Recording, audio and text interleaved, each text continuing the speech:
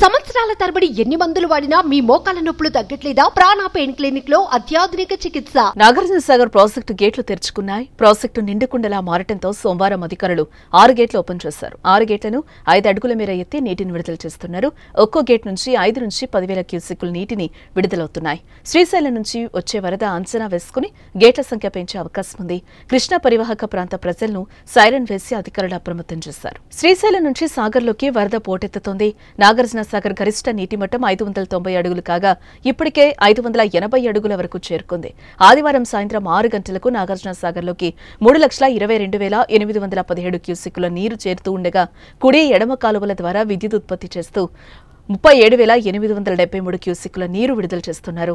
ప్రాజెక్టులో నీటి నిల్వ 576.1 అడుగుల్లో 271.9 టీఎంసీలకు చేరుకుంది. ప్రాజెక్టు పూర్తి నీటి నిల్వ 312.05 టీఎంసీలు కాగా మరో 41 టీఎంసీలు చేరితే సాగర్ పూర్తిగా నిండిపోతుంది.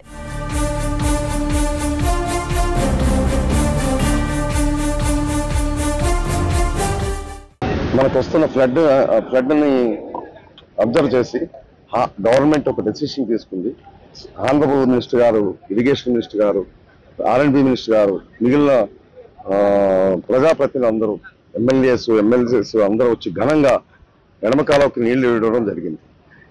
ఇది 2 సంవత్సరాల తర్వాత ఆనందోత్సాహాల్లో మన రైతులందరూ ఉన్నారు. ఈ ఫ్లడ్ చూసి 590 అడుగులు చేరే ఉద్దేశం అని చెప్పి నిన్ననే మాకు మినిస్టర్ గారు ఆదేశాలు ఇచ్చారు.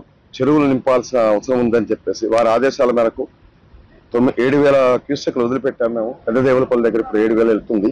అన్ని చెరువులు అప్ టు పాలేరు పూర్తిగా నింపాల్సిన అవసరం ఉంది.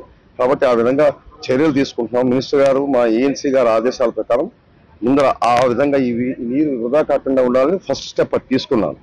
ఇప్పుడు ఏంటంటే ఈ విధంగా ఫ్లడ్ కంటిన్యూగా రావడం వల్ల దీన్ని మేము ప్రోటోకాల్ ప్రకారం ఆపరేట్ చేయాలి. కాబట్టి వస్తున్న ఫ్లడ్ని అబ్జర్వ్ చేసి ఈ రోజు గేట్లను స్పిల్ చేయాల్సిన అవసరం వచ్చింది. కాబట్టి 1 లక్ష నుంచి 2 లక్షల క్యూసెక్ల మధ్యన మనం కిందకి పంపించాల్సిన అవసరం ఉంది.